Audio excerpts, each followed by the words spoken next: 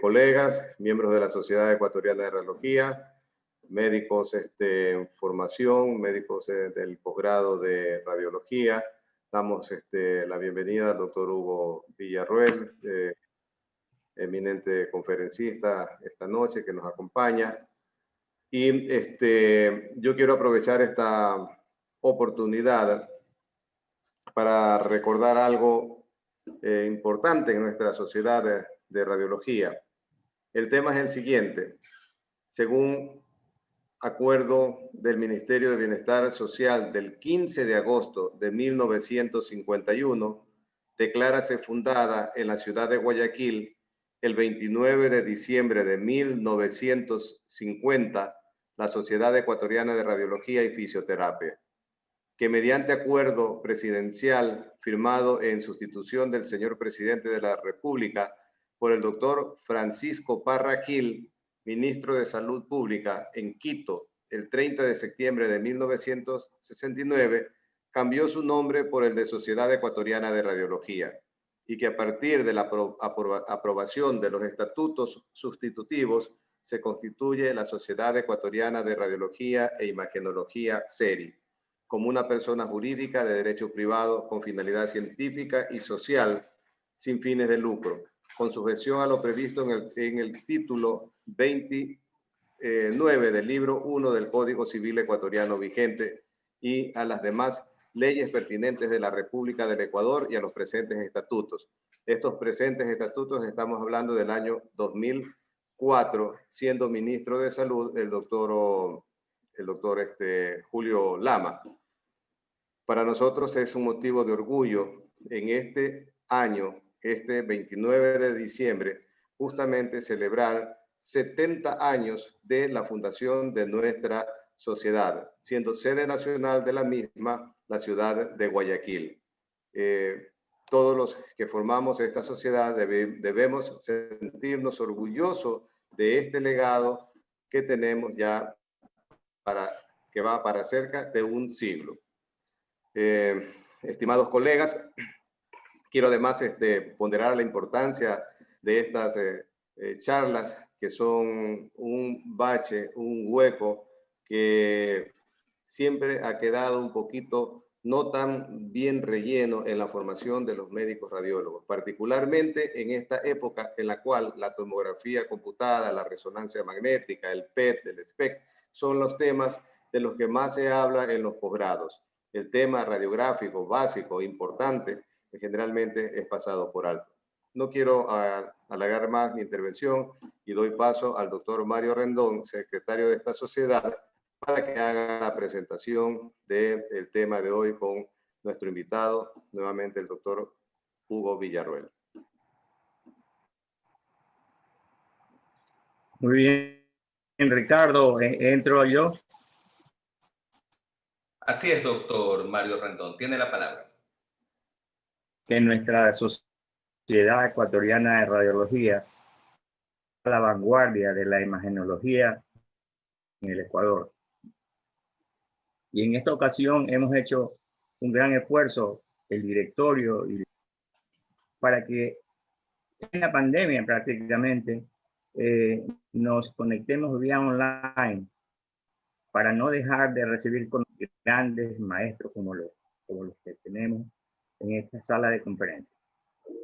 El tema de hoy a tratar es lesiones traumáticas en los niños. El expositor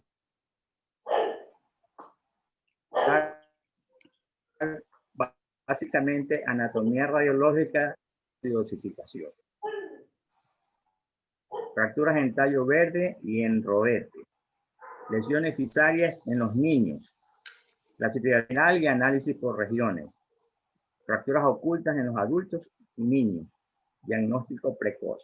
Con ustedes el doctor Villarroel, jefe del área de traumatología y ortopedia de la Hospital Clínica Alcíbar de nuestra ciudad de Guayaquil.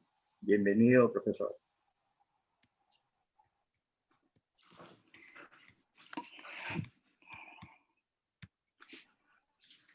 Muchas gracias por la invitación a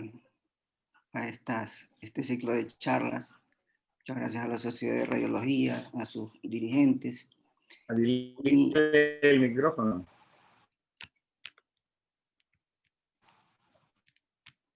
¿Sí me escuchan?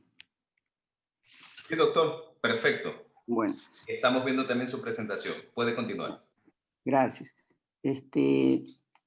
Para esta segunda presentación, me puse a revisar el archivo radiológico y de casos del posgrado, de nuestro posgrado de traumatología y ortopedia, y resultó abundante. Incluso a última hora he estado sacando imágenes porque se hizo muy extenso.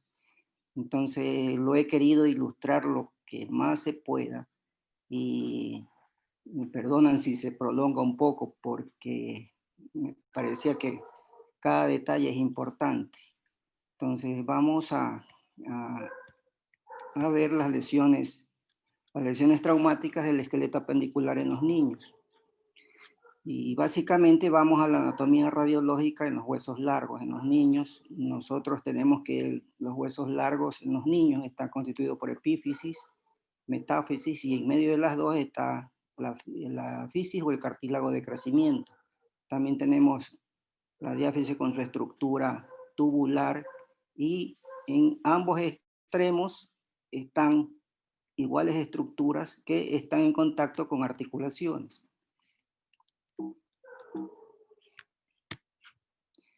En los niños no hay que confundir la fisis o el cartílago de crecimiento como trazos fracturarios. Eso es algo muy importante. Y hay que tener en cuenta también que en los niños tienen un esqueleto en desarrollo. Por lo tanto, en la epífisis nosotros vamos a encontrar estructuras cartilaginosas que se van osificando conforme el niño transcurre en el tiempo, transcurre en edad. ¿Cuáles son las características del hueso infantil? El hueso en el niño tiene un periósteo grueso, es un hueso muy elástico. Si se fractura, la consolidación es rápida y por ende el periodo de inmovilización es muy corto en los niños. El niño remodela rápidamente. Es raro en ellos encontrar pseudoartrosis o retardos de consolidación. Y algo importante, siempre vamos a tener en los niños cartílago epifisario y núcleos de osificación. En la epífisis de los niños en desarrollo, los núcleos de osificación que muchas veces pueden ocasionar interpretaciones erróneas. Debido a esto, por regla general, se solicitan las radiografías comparativas como recurso para diferenciar una fractura. ¿Cuáles son los tipos de fracturas en un esqueleto inmaduro? Nosotros vamos a encontrar fracturas obstétricas, fracturas ocultas de Tugler, fracturas de estrés por estrés, fracturas en rodete, incurvación plástica, fracturas en tallo verde, fracturas de abulsión de los núcleos de osificación y las lesiones fisarias o del cartílago de crecimiento. Estas dos fracturas, las ocultas de Tugler y las fracturas por estrés, vamos a tocarlas al final cuando veamos las fracturas ocultas en los adultos y niños. Entonces vamos a describir las fracturas obstétricas. En ellas tenemos que la fractura de clavícula es frecuente en el recién nacido cuando el parto ha sido distóxico, y siempre podemos ver esta imagen siempre y cuando nos demos cuenta. Muchas veces esto pasa desapercibido. Luego de un trabajo de parto difícil, el niño está con un llanto prolongado y nadie se da cuenta que el niño tiene una fractura por casualidad, y no mueve el brazo. Y por casualidad le toman una radiografía y encuentran esta fractura a nivel de la clavícula. Y eso es indicativo de un parto difícil. Pero lo más frecuente es que nadie se da cuenta y solamente la madre, una vez que la fractura ha consolidado, se encuentra un callo exuberante que le parece que es un tumor, y eso le llama la atención a la madre y ahí consulta. Entonces siempre es un hallazgo como una fractura consolidada. Y a veces también puede ser la fractura bilateral en los partos muy difíciles. Y sé que algunos ginecólogos pueden practicar la fractura bilateral de los hombros para sacar al niño durante el parto. Fractura obstétrica también la tenemos en el húmero cuando ocurren partos de nalga, y durante la maniobra de extracción de los brazos se puede fracturar el húmero. La capacidad de consolidación y remodelación en el niño, en el recién nacido, se pone de manifiesto aquí en este gráfico, en estas imágenes, en donde tenemos un niño con un parto difícil, parto de nalgas con fractura de húmero. El primer día, al cuarto día, al séptimo día a la semana ya tiene un callo exuberante. A las 2 semanas ya se comienza a reabsorber. Y a los 6 meses la fractura está totalmente consolidada y remodelada, que no tiene casi diferencia con el otro fémur. Fractura obstétrica en el fémur ocurre en partos podálicos, siempre se localizan en el tercio superior. Y algo importante es que en el niño, el recién nacido, el callo siempre es exuberante, y así las fracturas queden anguladas, esto va a remodelar con el tiempo. Esa es la capacidad del niño de remodelación. Aquí tenemos este ejemplo de una fractura obstétrica de un día al cuarto día, a las 2 semanas, y esta es la evolución al año totalmente remodelada. Las fracturas en rodete en los niños ocurre por una carga axial en donde la fuerza viaja o baja por la diáfisis y encuentra un punto débil a nivel del hueso y provoca un abultamiento alrededor del mismo. Esto es frecuente en las fracturas de radio generalmente. Y el punto débil siempre se encuentra en la unión entre la diáfisis y la metáfisis del radio. Entonces, ahí se puede encontrar esta fractura en rodete o fractura en dona, o también llamada fractura en caña de bambú. Este es otro ejemplo de una fractura en rodete a nivel del tercio proximal de la tibia en un niño. La incurvación plástica se debe a la gran elasticidad y a la poca mineralización que tiene el hueso en los niños pequeños sobre todo. Y lo típico es encontrar fracturas, incurvación plástica en el antebrazo. Y podemos encontrar en el antebrazo donde uno de los huesos está deformado y el otro tiene una fractura en tallo verde. Las fracturas en tallo verde generalmente ocurren en el antebrazo, pudiendo también ocurrir a nivel de la clavícula, del fémur o de la tibia, pero mucho más frecuente en el antebrazo. Son fracturas incompletas y son muy similares al tallo verde que se fractura o se quiebra o se dobla. Son fracturas incompletas en donde una cortical se rompe y la otra permanece intacta. Fracturas en tallo verde a nivel de clavícula, a nivel del antebrazo. Y otras patologías que podemos encontrar en los niños, la fractura, abulsión de los núcleos de osificación, frecuentes en la pelvis, donde podemos encontrar fractura, abulsión de la espina ilíaca anterosuperior, de la espina ilíaca anteroinferior, de la tuberosidad isquiática. Podemos encontrar abulsiones del trocánter menor, abulsiones del núcleo de osificación de la epitróclea, del núcleo de osificación de la tuberosidad anterior de la tibia. Y tenemos también las fracturas del cartílago de crecimiento o las lesiones fisarias. En esto hay que tomar muy en cuenta la estructura del cartílago, de la fisis o del cartílago de crecimiento. El cartílago de crecimiento está constituido por varias capas cartilaginosas y se conoce que la capa hipertrófica es la capa más débil en donde ocurre el desprendimiento epifisario, o es el sitio en donde la fuerza traumática actúa y fractura o lesiona el cartílago. Según Salter-Harry hay varios tipos, él clasifica en 5 tipos básicamente, y últimamente se ha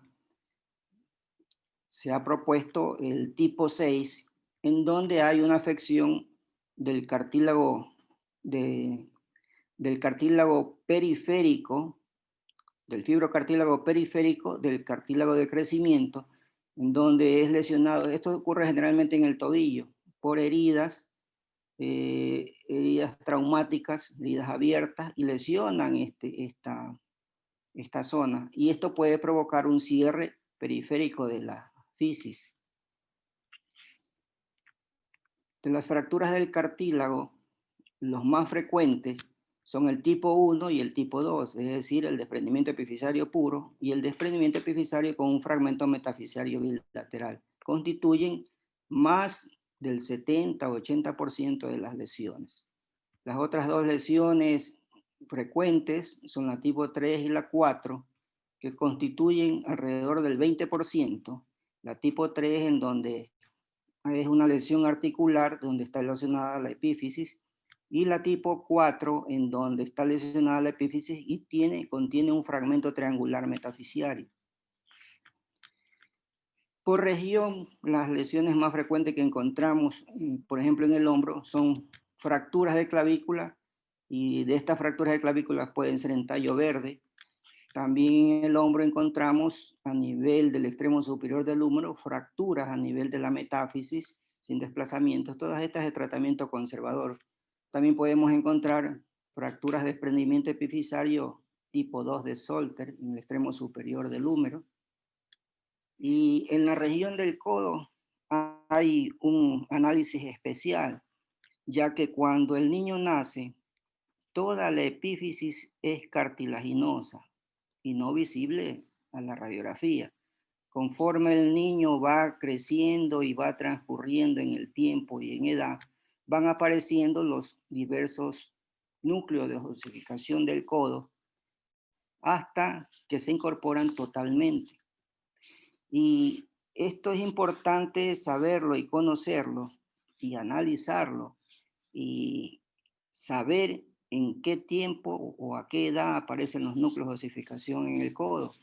Y aquí hay una mnemotécnica que es el CRETOE, en donde C es el capitellum que aparece al año, la R es el radio a los 3 años, la E el epicóndilo interno a los 5 años, la tróclea a los 7 años, el olecrano a los 9 años y el epicóndilo externo a los 11 años. Entonces esta mnemotécnica CRETOE asociada con la edad de aparición, y la edad de aparición siempre en número impar, progresivamente en número impar. Entonces es importante tener esto presente o tenerlo en un dibujo, incluso pegado a la pared o a la mano en su escritorio cuando uno hace informes radiológicos. También es importante en el codo la medición de ángulos, las diversas mediciones de ángulos que relacionan los núcleos de osificación con el eje del húmero.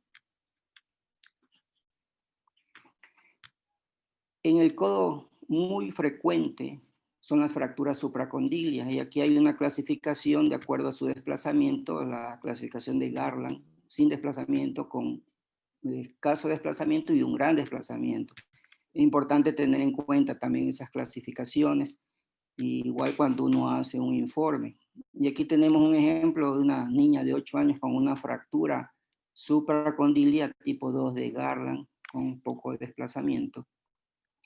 Y estas fracturas son tributarias de tratamiento mixto, reducción cerrada y fijación percutánea guiada con intensificador de imágenes. Esto es lo que se acostumbra a hacer en nuestro hospital. Nunca abrir estas fracturas, simplemente hacer la reducción cerrada y fijarlas siempre bajo la guía del intensificador de imágenes con clavijas cruzadas.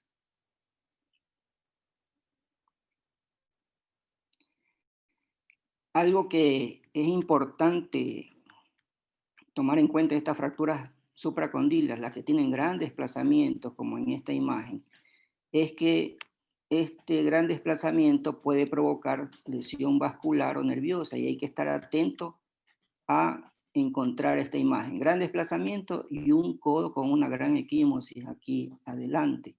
Entonces, uno lo primero que piensa que puede estar lesionada la arteria humeral, y también se puede lesionar el nervio mediano. Y si está lesionada la arteria humeral, aquí podemos tener un problema vascular y la consecuencia o complicación posterior, una isquemia de Bolman.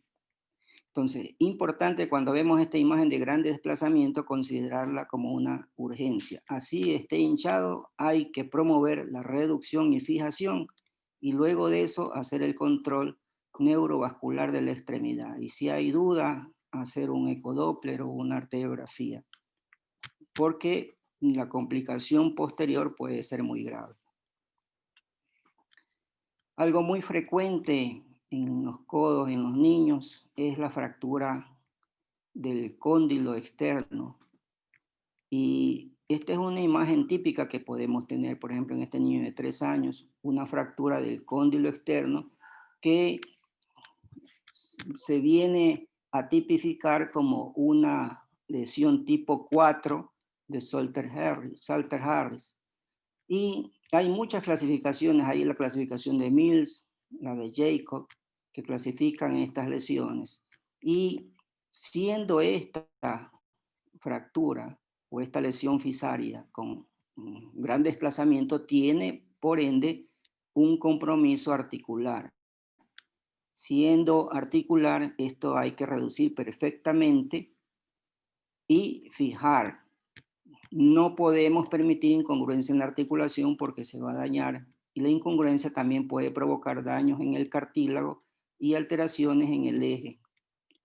Entonces, esta fractura así desplazada necesita de una reducción abierta, es decir, una intervención quirúrgica para poner los fragmentos en su sitio y poderlos fijar con clavijas.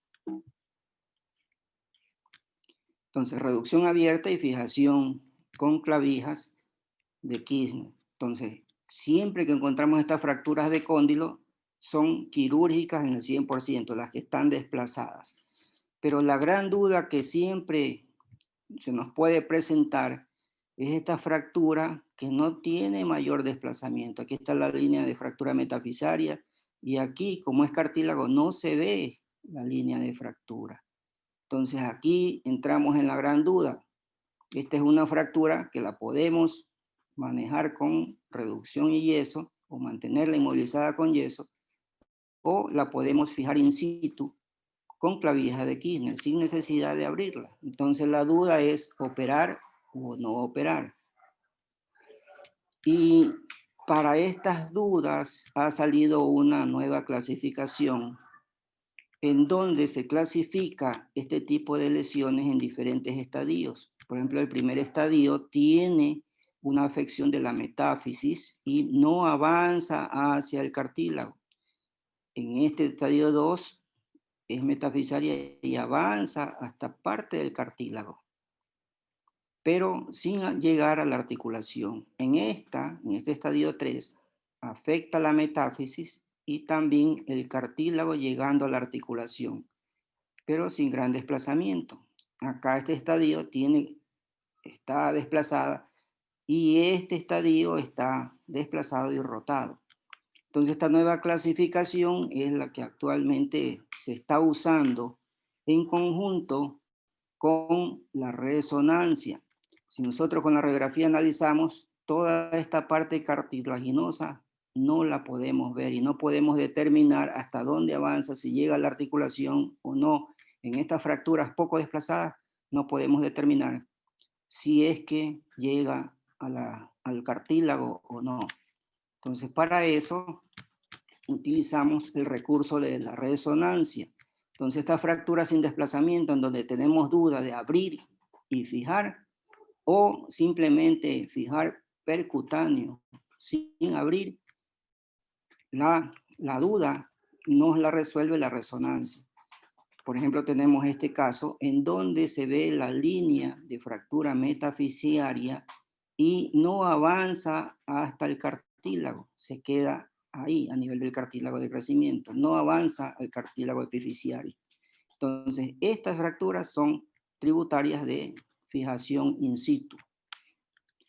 Pero podemos tener este tipo de fractura ligeramente desplazadas, y aquí podemos asaltar la duda: ¿lo opero o no lo opero? ¿Lo abro o no lo abro? ¿O lo fijo percutáneo? Pero aquí en la resonancia nosotros podemos despejar esa duda y podemos ver que el cartílago está desplazado. Entonces esto sí amerita una reducción abierta y una fijación con las clavijas, no hacer la fijación in situ percutánea. Entonces, la resonancia ha venido, en conjunto con la clasificación, ha venido a sacar todas esas dudas que teníamos respecto a estas fracturas cuando no la encontrábamos con mayor desplazamiento. Aquí tenemos este ejemplo de esta niña de 6 años con esta fractura no tan desplazada. Hacemos la resonancia y vemos que no está afectado el cartílago y la podemos fijar in situ, sin necesidad de abrir. En la región del antebrazo son frecuentes las fracturas en los niños, son las más frecuentes, son las que encontramos con mayor frecuencia. Y aquí podemos encontrar fracturas en tallo verde y que pueden afectar uno de los huesos o ambos huesos a la vez. Podemos encontrar incurvaciones plásticas y fracturas en tallo verde en el otro hueso, como en este caso, incurvación plástica y fractura en tallo verde. Y todas estas fracturas tributarias de tratamiento conservador, manipulación, completar la fractura, quitar la incurvación y inmovilizar con yeso. Este es otro caso que es un niño un poco más grande, en donde hay una fractura aquí completa y acá otra incompleta. Y lo que es válido también bajo el identificador de imágenes de manera percutánea, pasar clavos intramedulares para mantener el eje, corregir las incurvaciones y mantener el eje. Este es otro caso de un niño de 3 años en donde hay una luxofractura de Montegia. Si nosotros pasamos la línea que viene en el eje del radio, no llega al cóndilo externo, al núcleo de osificación del cóndilo externo. Entonces, esta cabeza radial está luxada. Y además tiene una fractura en tallo verde aquí en el cúbito, incurvado hacia externo. Entonces, fractura de cúbito y luxación de radio, luxación anterior de radio es una luxofractura de Montegia. Y en este tipo de lesiones nos es útil una varilla intramedular recta para enderezar el hueso y a la vez podemos reducir mediante maniobra la luxación.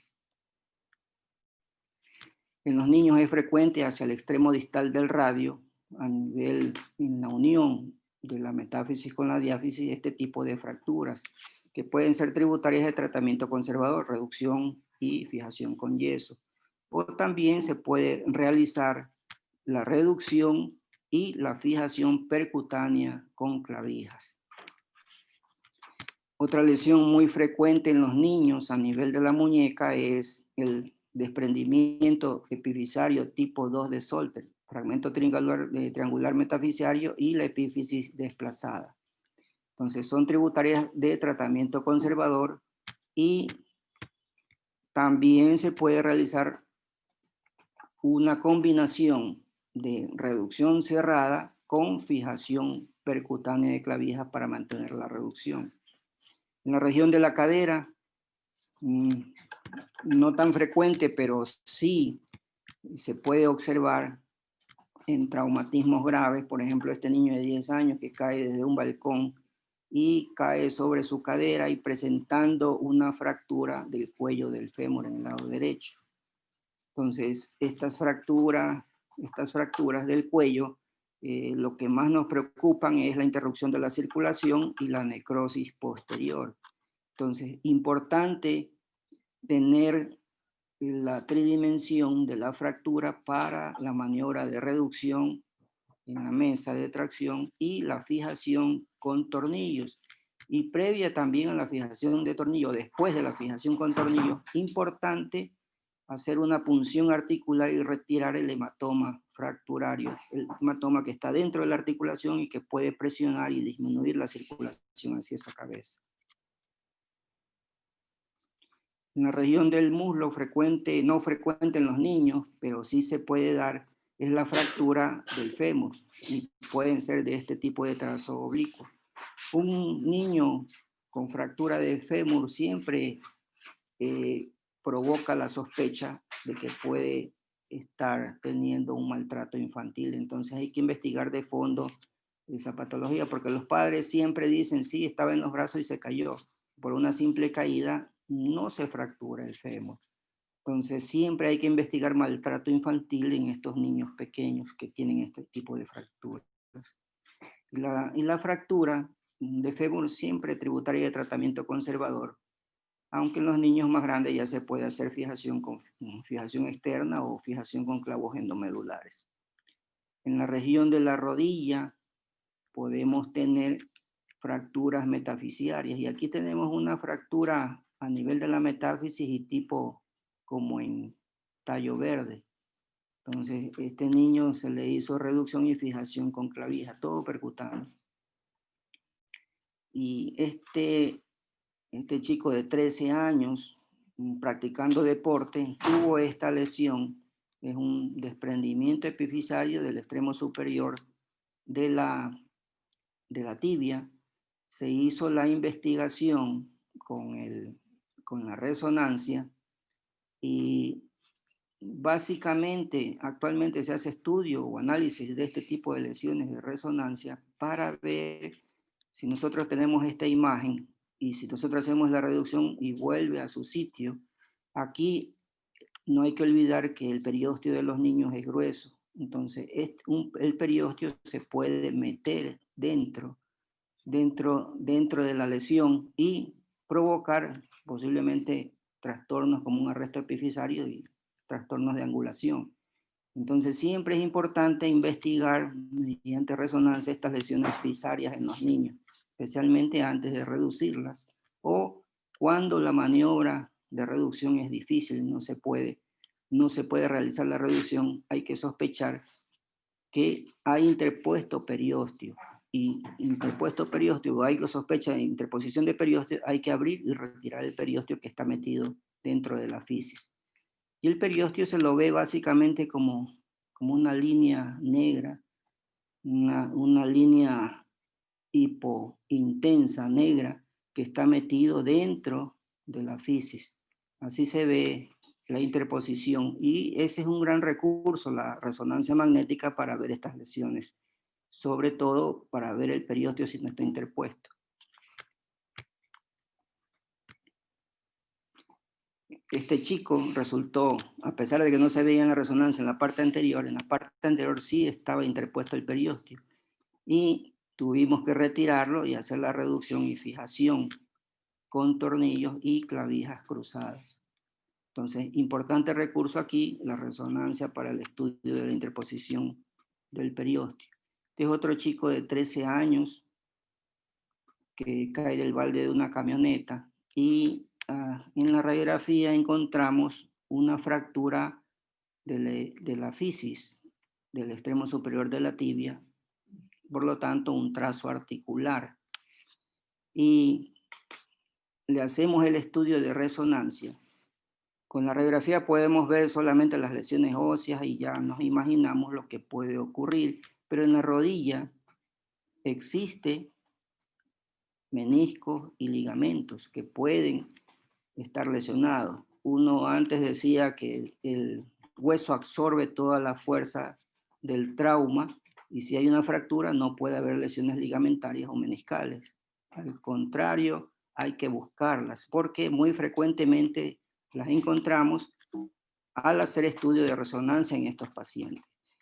Hacemos el estudio de la tomografía y encontramos y corroboramos que es una lesión fisaria tipo 3 de Salter-Harris, y el estudio de resonancia igual confirma la lesión, pero también nos evidencia que hay una ruptura del menisco. Entonces, ahí se nos agrega otra patología más que hay que solucionar. Este chico recientemente lo hicimos hace 1 o 2 semanas y lo que se hizo es una reducción cerrada y fijación percutánea con un tornillo de la lesión tipo 3 de Salter, guiada con el intensificador de imágenes. Y a la vez, en esta rodilla, como tenía la lesión meniscal, se hizo la reparación del menisco roto y con la asistencia del artroscopio se estuvo viendo la fractura la fractura que estaba abierta en un inicio, abierta, y después con la fijación, reducción y fijación, con el tornillo ya quedó resuelta. Entonces se asiste con el artroscopio y también se asiste con el identificador de imagen para hacer todo esto percutáneo.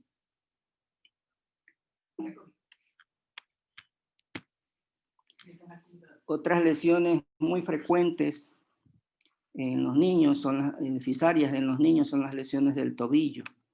Y aquí tenemos una niña de 10 años con una lesión Salter-Harris tipo 2 en el tobillo. Entonces, fragmento triangular metafisiario y desplazamiento de toda la epífisis. Y aquí vemos una apertura. Y no olvidemos nunca, el periósteo en los niños es grueso y puede interponerse a nivel de la fisis. Y esto puede provocar dificultad para la reducción, y si queda así fijado, puede provocar trastornos del crecimiento y deformidades angulares o arrestos epifisarios posteriores. Entonces, ¿qué ocurrió con esta lesión? Tipo 2, uno dice reducción cerrada y yeso, o reducción cerrada y fijación con clavijas y se acabó. Pero en cirugía, al hacer la reducción, se nos tornó difícil con maniobra y haciendo el control no era satisfactorio, quedaba abierto aún en la parte anterior y no reducía bien. Entonces, lo lógico pensar que está interpuesto el periósteo, y así fue. Hubo que abrir y el periósteo estaba dentro de la fisis. Hubo que retirarlo y ahí hacer la reducción y la fijación con las clavijas. Entonces, siempre tomar en cuenta, sobre todo en el tobillo, el grosor del periósteo y que éste puede interponerse a nivel de la lesión. Algo que podemos ver en nosotros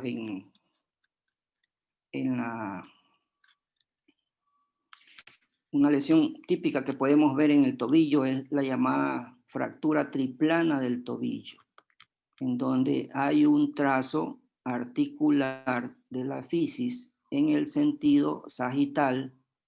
Hay una fractura en la parte posterior, metafisiaria posterior, en sentido coronal, y hay un desplazamiento transversal. O sea, son movimientos o lesiones que se desplazan en 3 planos. Entonces, esto necesita el análisis y estudio y la planificación correcta. Y algo que nos puede ayudar mucho es el estudio tomográfico. Entonces, aquí la fractura sagital, la fractura coronal, metafisaria posterior, como es grande, se la pudo fijar con un tornillo. Y luego, la fractura epifisiaria se redujo en el sentido transversal y se la pudo fijar con este tornillo, fijando este trazo sagital que tiene a nivel de la fisis. Entonces, muy en cuenta en el tobillo, tomar en cuenta las fracturas triplanas. Y otra lesión que hay que tomar en cuenta a nivel del tobillo en los niños, especialmente cuando ya están a punto de cerrar totalmente el cartílago de crecimiento a la edad, este niño, por ejemplo, esta niña a la edad de 13 años, tuvo una lesión o una fractura de Tillaux, que está localizada, es como una especie de abulsión a nivel de la parte anteroexterna de la tibia. Todo el cartílago está sellado y no se desplaza. Y justo esta parte anteroexterna es la última en cerrarse y por el trauma la cápsula abulsiona este segmento de la fisis, donde provoca una fractura articular a este nivel. Entonces, como fractura articular hay que reducir perfectamente, hay que abrir y fijar. Entonces ya toda la fisis está fusionada, pero justo esa parte no está fusionada y esa es la que se desprende. Aquí tenemos esta imagen en 3D donde se ve exactamente la abulsión de la parte anteroexterna de la tibia. Entonces también hay que tomar en cuenta esta fractura, una fractura de Tillaux en el tobillo de los niños. Y vamos a revisar ahora las fracturas ocultas en adultos y en los niños. Y al analizar las fracturas ocultas en los niños, siempre nosotros vamos a tener un cuadro característico, una lesión. Por ejemplo, este paciente de 31 años sufre un accidente de tránsito. Creo que iba conduciendo una moto y sufrió el impacto de un automotor. Entonces, fue visto en la emergencia, se le inmovilizó, como no se evidenció lesión ósea, se le inmovilizó y se lo envió a la consulta. Ya cuando acude a la consulta, el dolor era intenso al apoyo. Entonces, lo que primero se nos ocurre con este accidente de tránsito, este paciente puede tener una fractura oculta, ya que la radiografía es negativa, pero él se queja de intenso dolor. Entonces, ahí nosotros podemos realizar una tomografía para ver si aparece algo, alguna lesión, alguna fractura, y tampoco aparece. Entonces hay tomografía negativa. Y el otro recurso que nosotros podemos utilizar para hallar fracturas ocultas a la radiografía, incluso la tomografía, es la resonancia. Entonces con la resonancia vemos aquí un trazo de fractura y un gran edema óseo en esta zona. Entonces es una fractura marginal de la meseta tibial y esto nosotros lo fijamos percutáneamente con tornillos porque prácticamente es una fractura sin desplazar, pero se la fija y sigue inmovilización y descarga de esa extremidad. Entonces fractura oculta en un adulto joven. En personas mayores, por ejemplo esta señora de 68 años también sufre un trauma directo en la rodilla izquierda mientras estaba agachada y cae al piso. Intenso dolor al apoyo y la radiografía aparentemente negativa. Pero la resonancia la pone en evidencia. Una fractura longitudinal intercóndilo. Aparece con la resonancia la fractura oculta. Y esta señora fue fijada percutáneamente con estos tornillos. Y ahora las fracturas ocultas en los niños. Y aquí volvemos a lo que mencionábamos al inicio, la fractura de Tuller, las fracturas por estrés, que muchas veces son ocultas al inicio, no se hacen evidentes durante las 2 primeras semanas en la radiografía, pero sí se pueden hacer evidentes con la resonancia. Y las fracturas fisarias ocultas que muchas veces ocurren, sobre todo en niños que practican deportes. La fractura oculta de Tuller es la llamada fractura de los primeros pasos, ocurre dentro de los 3 primeros años de vida y puede ocurrir un traumatismo banal y el niño comienza a rechazar el deambular, no quiere caminar, no quiere apoyar la extremidad. Si uno se pone a ver las radiografías, aparentemente no hay nada, pero se la pone a ver con mayor detalle y correlacionando el dato clínico de que al tocar la parte media o distal de la tibia aparece dolor, analizamos con más detalle que aquí hay un trazo de fractura. Y es típico ver estas fracturas en una sola proyección, en la otra no. Entonces, esta es la fractura de los primeros pasos. Y siempre se observa como una fractura incompleta, no desplazada, de trayecto espiroideo y siempre hacia el tercio distal de la tibia. En ocasiones no se observa línea de fractura o solo es apreciada en una sola proyección radiológica. Entonces hay que tomar en cuenta en estos niños, dentro de los 3 primeros años, mientras están dando los primeros pasos, están aprendiendo a caminar y a correr, que podemos encontrar fracturas ocultas en ellos. Este es otro ejemplo en un paciente, un niño de 1 año, 3 meses, no quiere apoyar el pie derecho posterior a tirarse de un tobogán. No hay fiebre, porque también hay que descartar los problemas osteomielíticos, dolor y fiebre a nivel de una extremidad o parte distal de una extremidad. Hay que sospechar de osteomielitis. Pero aquí en este paciente no hay antecedente de fiebre, no hay fiebre, los exámenes están normales, tiene esta edad y no quiere apoyar el pie posterior a tirarse al tobogán. Entonces analizamos la radiografía con mayor detalle y aparece una fractura oblicua en el tercio inferior de la diáfisis tibial. Y otro tipo de fractura oculta en los niños que dan los primeros pasos, la podemos encontrar a nivel del cuboides. Y como es tejido esponjoso, la fractura se evidencia como una esclerosis que atraviesa perpendicularmente las estrías del tejido esponjoso. Entonces podemos encontrar fracturas ocultas de los primeros pasos también en el cuboides. Y también siempre en estos chicos que si sospechamos fracturas ocultas de Tuller o de los primeros pasos, nosotros tenemos el recurso de hacer radiografía comparativa. Entonces, este es el derecho que aparentemente aquí está normal. No hay la esclerosis que aparece en el pie izquierdo y este es el pie sintomático. Entonces, como recurso podemos hacer radiografías comparativas para buscar, encontrar este tipo de fracturas ocultas.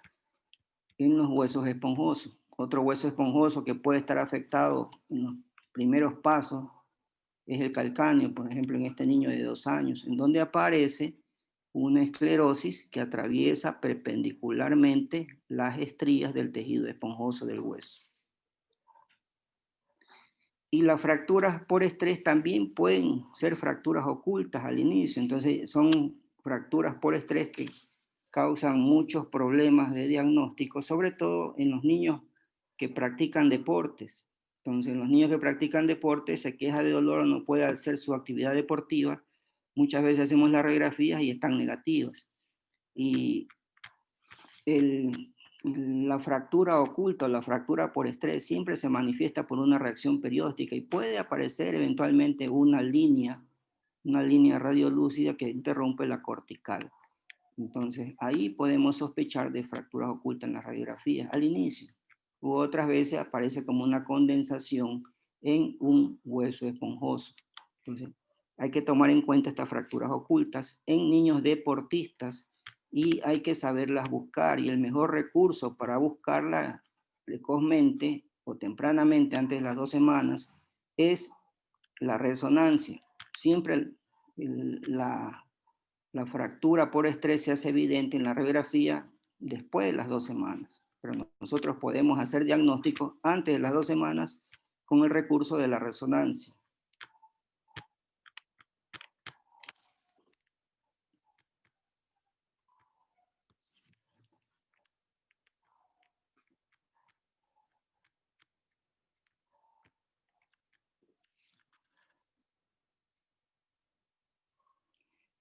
Y otro tipo de lesiones ocultas o fracturas ocultas son las lesiones fisarias ocultas o las fracturas del cartílago de crecimiento ocultas, también frecuente en los niños deportistas. Y aquí tenemos un ejemplo de un chico de 13 años de edad que sufre un trauma directo en el muslo izquierdo mientras jugaba fútbol y presentaba dolor y edema a nivel de la parte distal del muslo. Y había limitación para la flexoextensión y había mucho dolor al apoyo. Tocábamos la interlínea articular y dolía también. Entonces ahí en estos chicos deportistas uno lo que primero se le ocurre puede estar lesionado el ligamento o puede estar lesionado el menisco. Entonces radiografía negativa, no hay fractura, entonces la lesión puede ser ligamentaria. Hacemos el recurso de la tomografía y en la tomografía nos aparece de que hay una lesión fisaria tipo 2 de Salter-Harris y la resonancia lo corrobora y no hay lesiones meniscales ni ligamentarias dentro de la rodilla, pero sí hay la lesión fisaria tipo 2. Entonces, fracturas ocultas negativas a la radiografía, un recurso puede ser la tomografía y otro mejor recurso puede ser la resonancia. Si son ambas, mucho mejor. Y para recordar, las lesiones fisarias son muy frecuentes en los niños deportistas, y en estos niños deportistas podemos encontrar lesiones fisarias ocultas que normalmente no se manifiestan en la radiografía. Y el gran recurso, la resonancia. Y no hay que olvidar en la resonancia que el periósteo es grueso en el niño y que el periósteo puede interponerse en la fisis. Aquí como muestra esta lesión a nivel de la rodilla. Y a nivel del tobillo también pueden ocurrir las lesiones fisarias y el periósteo se puede interponer. Entonces la resonancia constituye un gran recurso, aparte de la radiografía. La resonancia constituye un gran recurso para diagnosticar o ver mucho más en este tipo de lesiones fisarias. Gracias.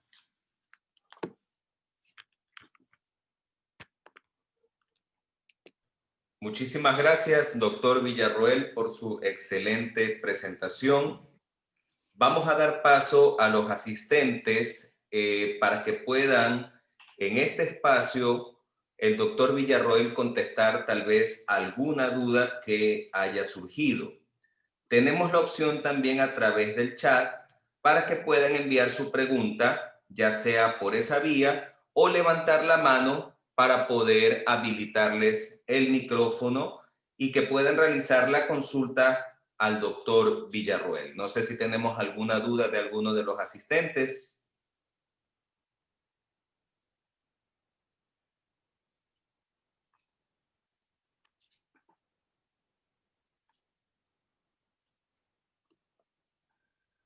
Al parecer no tenemos ninguna duda, doctor Villarroel. Excelente presentación. De todas formas, queremos mencionar que también tenemos asistentes a través de los canales sociales de la sociedad. Y bueno, aquí tenemos, bueno, felicitaciones, estimado doctor Villarroel, por su magnífica presentación de la doctora Sara Roque. Muchas gracias, doctor. Excelente presentación. Son mensajes que están enviando a través del chat, doctor. Creo que no son más dudas, sino más bien felicitaciones por su excelente exposición. Doctor Carlos Valle, le cedo la palabra entonces. No tenemos ninguna duda por parte de los asistentes para poder continuar.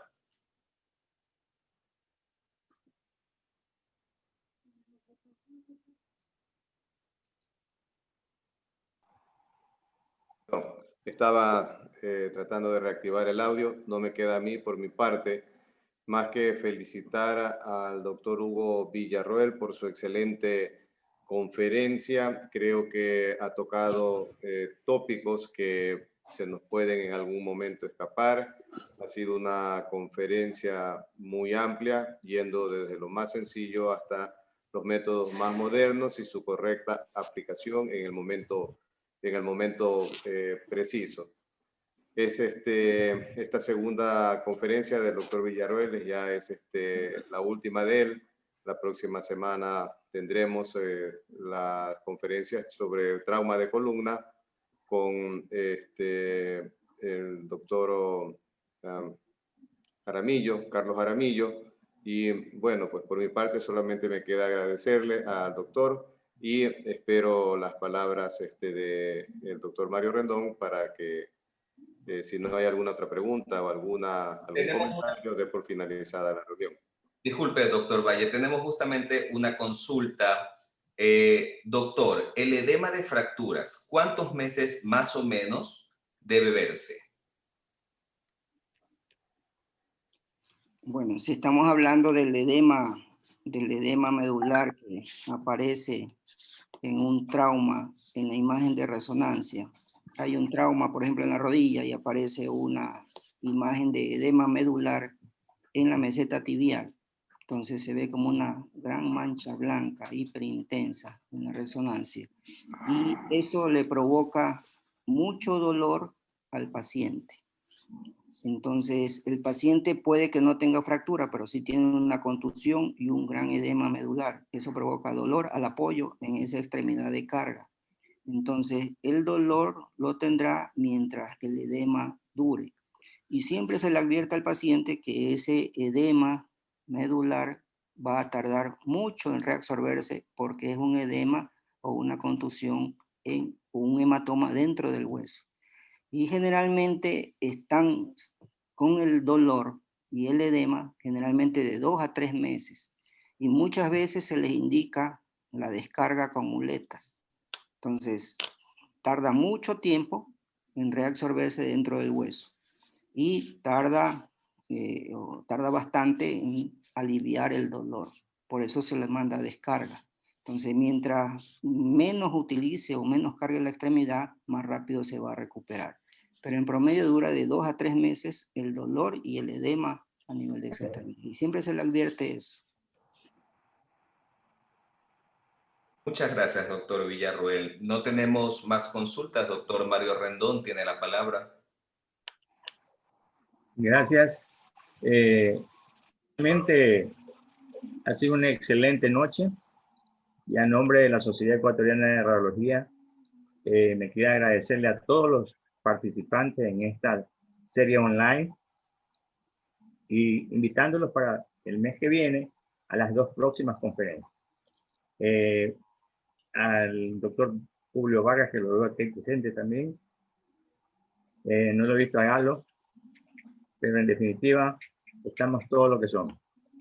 Y esperamos continuar adelante en el mes de noviembre, que también tenemos que celebrar el Día Universal de los Rayos X. Así que los invitamos desde ya a todos esos eventos que van a haber.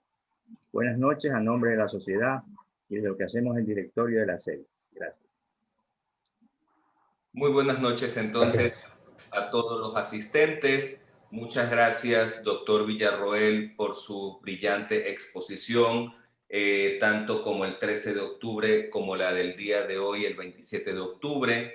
Agradeciendo a la Sociedad Ecuatoriana de Radiología e Imagenología, a todos los asistentes y recordándoles que la siguiente conferencia va a ser por esta misma vía el siguiente martes 10 de noviembre con lesiones traumáticas de la columna cervical con el doctor Carlos Jaramillo. Están todos cordialmente invitados a esta sesión a las 8:30 p.m. bajo el mismo link. Agradecemos entonces su presencia y les deseamos una excelente noche de parte de la Sociedad Ecuatoriana de Radiología e Imagenología.